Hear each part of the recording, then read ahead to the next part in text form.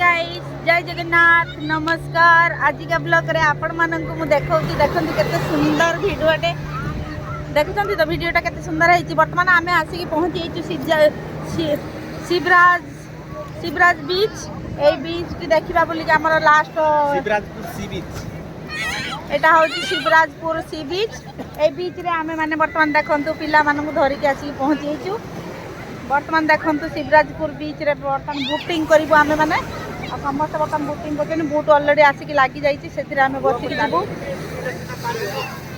देखंतु वर्तमान लहर टिकि मिजा लहर टिकि मिजा देखंतु केमति लहर के आसी। वाओ ये देखि पारछंती वर्तमान देखंतु आमे माने समस्ते पूरा खुशी मनाउछु मजा नउछु बहुत बढ़िया लागुची।